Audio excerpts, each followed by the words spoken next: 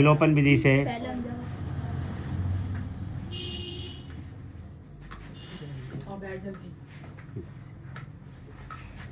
x upon 2 plus 2y upon 3 बराबर 1 और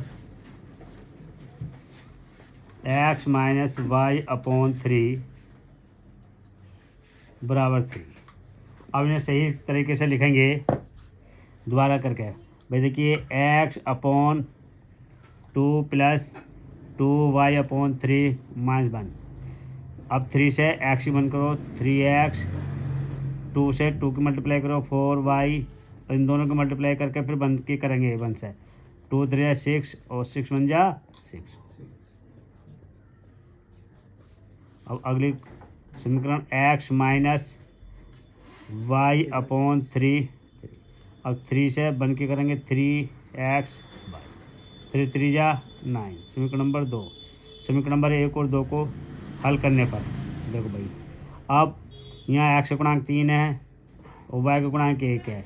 अच्छा, इसी प्रकार x का गुणांक 3 है, y का गुणांक 4 है। तो अब इसको दोबारा लिखेंगे यहाँ एक साथ 3x 4y 6, 3x 4y और 9। घटाने पर समान चिन्ह है, गुणांक x के बराबर है। घटा ये प्लस ये माइनस कैंसिल। देखो प्लस के 4 और y का 1 कितना हो गया 5। माइनस माइनस चिन्ह माइनस का आ जाएगा 15 और y बराबर 15/5। यही माइनस आगे 5 3 जा y इक्वल टू -3। y का मान समीकरण नंबर 1 में रखने पर 3x 4y 6। अब बाई 3x 4 इंटू -3 -6, 3x 12 बराबर -6, 3x -6 प्लस 12, 3x बराबर 6 और x इक्वल टू 6 अपॉन 3, 3 2 जा 6, x इक्वल टू 2 आ गया। x की वैल्यू 2 है, y की वैल्यू 3 है माइनस की। ठीक, अब यहाँ इतने में आप उत्तर की जांच भी कर सकते हैं। उत्तर की जांच तो आप देखें, पहले समीकरण आपकी x upon 2 plus 2y upon 3 बराबर -1। तो देखो y x की 2 अपॉन 2 और y की जगह -3 अपॉन 3 -1। 2 से 2 कैंसिल हो गया और 3 से 3 1 प्लस ये प्लस माइनस तो -1। क्लियर, ये आपका -1। देखिए माइनस में राइट हैंड साइड है, आपका आंसर सही है। अब इसी सवाल को आप करेंगे आप प्रतिस्थापन विधि से। अब देखो इसको सॉल्व करेंगे x upon 2 plus 2y upon 3 -1।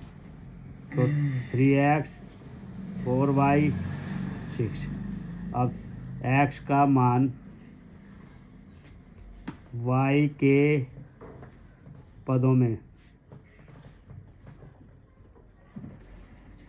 अब 3x 6 - 4y और x equal to 6 - 4y upon 3। समीकरण नंबर 3। अब देखें दूसरी समीकरण लिख लीजिए आप। x का मान समीकरण नंबर 2 में रखने पर, 2 में रखने पर अब देखिए ये x माइनस वाई अपॉन 3 बराबर 3। अब x की वैल्यू आ गई -6 - 4y upon 3 minus Y upon 3 बराबर 3। एलसीएम कितना आएगा भाई 3 आएगा। -6 - 4y माइनस वाई बराबर 3। अब 3 से 3 की मल्टीप्लाई करेंगे, देखो 6 ये हो गया 4 और 1 -5 और 3 तिया 9। अब भैया -5 बराबर हो जाएगा 9, ये प्लस का माइनस का इधर आकर प्लस का हो गया और कितना हो गया -5 y बराबर 15 और y बराबर हो गया 15 बटे माइनस के 5, 5 दिया 15, y बराबर माइनस के 3। अब y का मान समीकरण नंबर 3 में रखने पर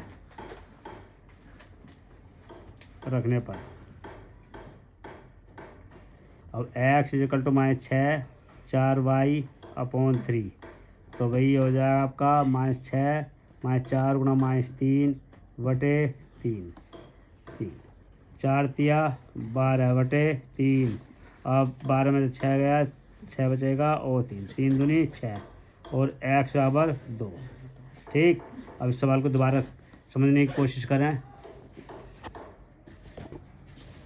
दोबारा समझ लीजिए। देखो, कक्षा 10 विषय गणित एनसीईआरटी क्वेश्चन प्रश्नावली 3.3 का फर्स्ट क्वेश्चन का 4th पार्ट है। विलोपन विधि से हल करना। x/2 + 2y/3 बराबर -1। पहले बेटा इसकी क्रॉस मल्टीप्लाई करिए 3 की और 1 की, यहाँ 1 मान लेते हैं।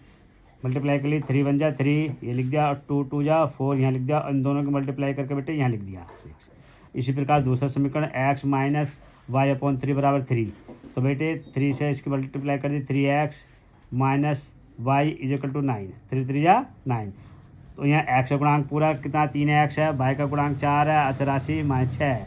दूसरे समीकरण में x का गुणांक 3 है और y का गुणांक 1 है -1 और अचर राशि 9 है। तो समान चिन्ह है, समान चिन्ह बेटे घटाने पर आते हैं, घटाने पर चिन्ह बदल जाते हैं, प्लस माइनस माइनस प्लस का हो जाता है।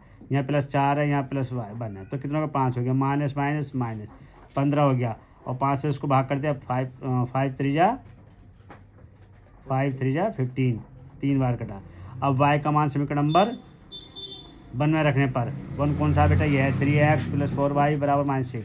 तो देखो 3x + 4y -6, तो 3x + 4 × -3 बराबर -6।